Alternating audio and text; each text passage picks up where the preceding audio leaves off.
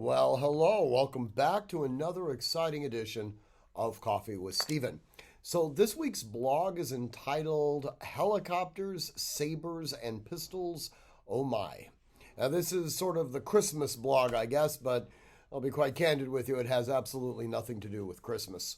As most of you guys are aware, about a week and a half ago, Sandy and I traveled back to Philadelphia to be with Cheney at the Army Navy game, where Army dominated Navy. Well, Army won with a field goal over Navy, but nonetheless, Army won. And there were two really specific things that kind of popped into my head during that game and actually leading up to the game that was sort of the genesis for this blog. The first one took place the day before the game. Sandy had some work that she needed to do, specifically as it related to developing another PowerPoint presentation for our Orion VR systems. And she asked me if I could help with that. So we were kind of brainstorming a couple of slides. And then the second part actually took place at the Army Navy game itself when the Army team ran out onto the field. There was a flyover by a bunch of helicopters. And as many of you know, Cheney has been given a spot in aviation after graduation. So she is going to become a helicopter pilot.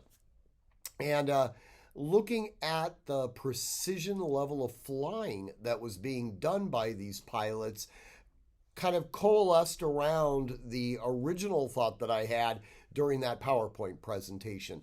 And all of this kind of came together in training. Now, every one of you, to some extent at least, is involved in some level of weapons training. Sometimes you guys actually come into Artemis and go through our training courses.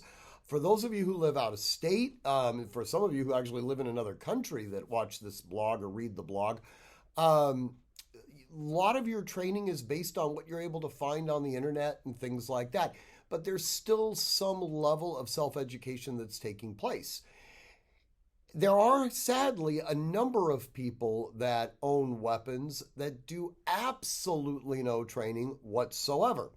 And, I was thinking about those pilots that were flying.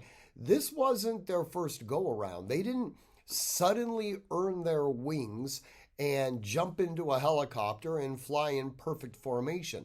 This took a number of rehearsals, a number of training evolutions to get to a level of mastery where they could actually perform this function. When we go back into ancient history, when we look at swordsmen during the Renaissance, they weren't suddenly handed a blade and they instantly became a master swordsman. It took a lot of continuous training. Same type of thing that would have happened with the samurai, massive levels of continuous training. And once they had sort of received a certain amount of training, it didn't suddenly mean that they had become masters at skill at arms. They still needed to continue with that training, just as these helicopter pilots continue to need to train, and just as we as gunfighting professionals need to continuously train. It's absolutely essential. So anyways, I hope you enjoy the blog.